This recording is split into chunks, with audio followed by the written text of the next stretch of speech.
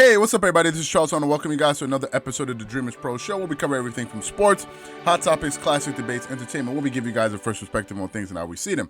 And in today's episode, the topic is the Clippers smashed the Lakers on opening night in the NBA. So that's the topic I want to get into in today's video. But before we get into that, I want you guys to please make sure you go ahead and hit the like button, hit the subscribe button, and hit the notification bell to be notified whenever we drop our content. Also, be sure to check out our Dreamerspro Podcast, which we have linked in the description below. Be on the lookout for our Dreamerspro premium platform that we're launching the first week of January. And also be on the lookout for our Dreamerspro website, dreamerspro.com, which will also be launching next month. And we'll keep you guys posted on that. Anyway, so let me just get into the topic here, man. And this is one of those days for me, man. This is one of those days for me. All right, first of all, I'm sure all of you guys saw the game last night, right? I'm sure all of you guys saw the game. This game has been one of the most anticipated games, at least for me, and some of the people that watch our channel that I know, like, in a long time. I thought last year there was a lot of anticipation going into the regular season, but this year, man, there was so much. Why? Because of how the Clippers ended their season last season by blowing a 3-1 lead in the Orlando bubble.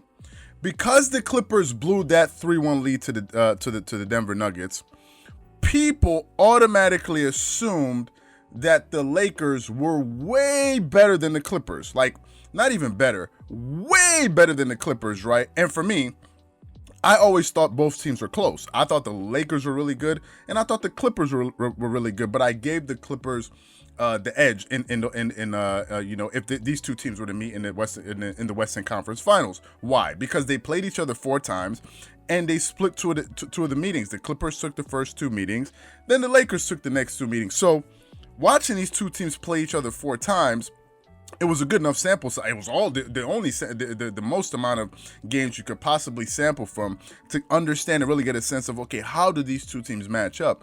And at the end of that, when they were 2-2, I didn't understand how some people thought, okay, maybe the Clippers were way better or the Lakers were way. I didn't understand how people arrived at that conclusion. Nevertheless, a lot of people made that conclusion. So what happened? These guys went into the playoffs. They blew that 3-1 lead to the Denver Nuggets, and because the Denver Nuggets were a lower seed, I think they were probably a number 4 seed, if I'm not mistaken, to the number 2 seed, if I'm not mistaken, or maybe I can't remember exactly what seed they were. Because they blew that lead, all of a sudden, the Clippers were not that good. And at the end of that series, what I noticed the most was, I noticed that really, even though the Clippers were better, the Denver Nuggets were actually a bad matchup for the Clippers. That was one of the issues that the Clippers had, because the Denver Nuggets had size that the Clippers could not really contend with. Nikola Jokic, who's a legitimate 7-footer, no one on the Clippers roster could really deal with him. Ivica Zubac wasn't skilled enough as a big man to be able to defend Nikola Jokic. And Montrezl Harrell, although he plays with a lot of energy and a lot of force, he just wasn't tall enough. Montrezl Harrell is 6'7". So Paul George, your small forward, is actually taller than your power forward. And there was no way for him to be able to contend with this guy. And just because they were able to beat the Clippers, all of a sudden these guys weren't good. And I remember listening to Undisputed yesterday, and it's something I've been thinking, but nowadays, if you say anything, these people will come at you in the comment section and start going off on you. But Skip Bayless made a very good point, which was, when did the Clippers get so bad? How is it possible that these guys were prohibitive favorites last season, favored by Vegas, favored by most people who were picking teams for them to win the title? How is it that they went from being the favorites to now all of a sudden it's like these guys are scrubs, like they're not that good, and they became the butt of everybody's joke? So going into last night's game, man, I was really, really cautious. In fact, I even picked the Lakers going into that game to win. Not because I didn't believe in the Clippers, but I believe that the Lakers had 2 things that the Clippers did not have. Number one, they had momentum. They were fresh off of an NBA title. They had just won the title, so I assumed, okay, they kind of have this momentum. Everyone has been, praising them and hyping them. I thought they, kind of would have been puffing up their chest to say, okay, we're good. It's on ring night. They're getting their rings. They're going to be feeling good. And secondly, because they had a lot of continuity. This team seemed to be a team that gelled very well. Now, obviously, they lost some key contributors like Rajon Rondo, Dwight Howard, Danny Green, JaVale McGee, and some other players. So I was just surprised that all of a sudden, that just because they added new players, that all of a sudden that these guys, I thought that these new guys would be able to mesh well with the team. Nevertheless, that didn't really happen. But what happened in that game last night? If you watch the game, Kawhi Leonard came out in that game very, very aggressive.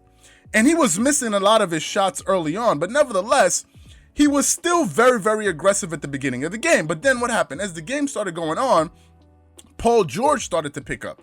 And Paul George had probably been the most criticized person all off season long because how he dropped the ball in the playoffs and the statements that he made after that game saying, hey, listen, nobody was expecting us to win. So Paul George seemed to be public enemy number one. And what happened? The Clippers jumped out to an early lead all the way to the point where they got up to like 20 plus points. And then in the second quarter, they somehow started to make these bad passes, which I didn't understand. And all of a sudden, they blew their lead. And before you knew it, the lead that they spent all of this time to build, they went into the halftime, instead of being up 20 plus points, they were up only 2 points, 56 to 54. And I was saying to myself, what is actually going on with these guys? Are you telling me that these guys cannot hold on to a lead? That's what I was thinking to my head. I was like, how is it possible that this thing keeps on happening and happening and happening? Third quarter, the Lakers already got lathered up. They already got a sweat going, and they started feeling good. LeBron James started coming on. He started getting dunks and hitting threes, and I was just saying to myself, now you're in a dogfight, which you shouldn't be in. But anyway, they're still the defending champs, so you're not going to expect them to just lay down and roll over. So they kept on playing, and then Kawhi Leonard came out. He started hitting some buckets, got like 7 quick points, I believe it was, and then Paul George just went off. Paul George showed me one thing last night that I forgot about, which is the Lakers do not have enough perimeter defense to deal with Paul George and Kawhi Leonard when they get hot. And that's some of the things that people overlooked that I was paying attention to last season when I said that these guys are going to win the NBA title. They didn't have anyone that could slow down Paul George and Kawhi Leonard. Literally, there was no one that they could throw at this guy and say, hey, go stick him. And once he got going, once he got hot, he just kept on making shot after shot after shot after shot. He basically looked unstoppable. The guy basically looked unstoppable. And when he finished the game, he led all scorers, Paul George. If I'm looking at his numbers here, I think he finished the game. What did he score for the game? Paul George finished the game with 33 points, 6 rebounds, and 3 assists. And Kawhi Leonard finished with 26 points, 2 rebounds, and 3 assists. Although Kawhi Leonard didn't shoot well from the floor. I think he shot like 38% from the field. So he didn't shoot very well from the floor. But after that game, some of the thoughts that came to my mind was, number one, the Clippers looked very intentional. For the first time, they looked like they were focused. They had a purpose. They were engaged for the entire 48 minutes. Although they blew a lead, they made some bad passes, which is to be expected, but I didn't expect them to be that focused. It looked like they were bothered that this celebration happened in front of their eyes, and they should be, because they had no reason blowing that 3-1 lead. And I'm just happy that they won, because for them, it's a good way to start the season, and it can quiet some of these critics that have been out there sort of poo-pooing them and saying that the Clippers are not that good.